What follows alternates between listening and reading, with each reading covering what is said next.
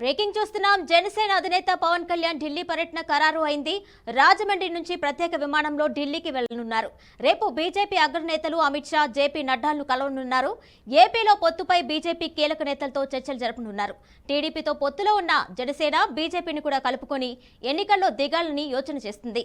ఇప్పటికే టీడీపీ అధినేత చంద్రబాబు ఢిల్లీ బీజేపీ పెద్దలతో చర్చించారు. ఈ నేపథ్యంలో పవన్ టూర్ ప్రాధాన్యత సంతరించుకుంది. పవన్ ఢిల్లీ పర్యటన తర్వాత టీడీపీ, బీజేపీ, జనసేన పార్టీ పొత్తు సీట్లపై క్లారిటీ వచ్చే అవకాశం ఉంది.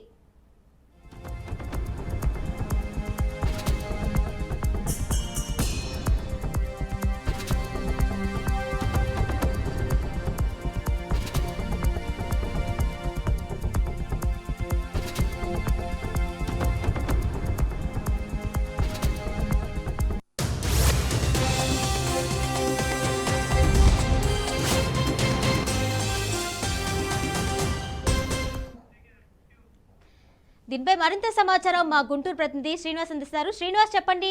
పవన్ ఢిల్లీ టూర్ అయితే కన్ఫర్మ్ అయినట్టు తెలుస్తుంది. ఈ రోజు ఈవినింగ్ బయలుదేరే అవకాశం ఉన్నట్టు కూడా తెలుస్తుంది. ఫుల్ డీటెయిల్స్ ఇవ్వండి. కిరణ్మయి, జనసేన పార్టీ అధినేత పవన్ కళ్యాణ్ ఢిల్లీ పర్యటన ఖరారు జరిగింది. ఈ రోజు సాయంత్రం రాజమండ్రి విమానాశ్రయం నుంచి ప్రత్యేక విమానం ద్వారా ఢిల్లీ చేరుకోనున్నారు. రేపు ఉదయం అమిత్ షాను, అదేవిధంగా బీజేపీ అధ్యక్షుడు నడ్డాతో ప్రత్యేకంగా భేటీ కానున్నారు. ఆంధ్రప్రదేశ్ లో రానున్న ఎన్నికలకు సంబంధించి జనసేన, తెలుగుదేశం, బీజేపీ పొత్తులో ఎలా ముందుకెళ్లాలి ఏంటి అనే విషయాలపైన కూడా ఒక క్లారిటీ వచ్చే అవకాశం ఉంది. అయితే ఇప్పటి వరకు తెలుగుదేశం, జనసేన పార్టీ పొత్తులో ఆ సీట్లకు సంబంధించినటువంటి 4-3 సార్లు భేటీ కావడం జరిగింది. కానీ బీజేపీ వైపు నుంచి ఆంధ్రప్రదేశ్ లో ఎటువంటి అధ్యక్ష హోదాలో కానీ ఎవరు కూడా అటెండ్ అయిన పరిస్థితి లేకుండా ఉండడం జరిగింది. అయితే ఆంధ్రప్రదేశ్ లో ఉన్నటువంటి బీజేపీ పార్టీ వాళ్ళు కూడా ఢిల్లీ పెద్దల నిర్ణయం మీదనే మా నిర్ణయం ఉంటుందని చెబుతున్న నేపథ్యంలో గతంలో చంద్రబాబు నాయుడు ఢిల్లీ పర్యటనకు వెళ్ళి రావడం జరిగింది. ఇప్పుడు పవన్ కళ్యాణ్ వెళ్తున్నారు. వీళ్ళిరువురు అక్కడ ఎటువంటి విషయాలు, అంటే రేపు జనసేన పార్టీ అధినేత పవన్ కళ్యాణ్ పొత్తులకు సంబంధించినటువంటి ఎటువంటి విషయాలు చర్చిస్తారు, ఎన్ని సీట్లు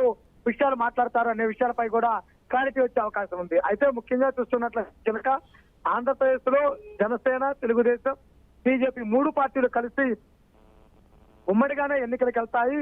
సీట్లకు సంబంధించి కూడా ఇప్పటికే ఒక అంచనాకి రావడం జరిగింది. దాన్ని బీజేపీ అధిష్టానం క్లారిటీ ఇచ్చిన తర్వాత కానీ అధికారికంగా ప్రకటించడానికి కూడా సిద్ధమయ్యే పరిస్థితి జరిగింది.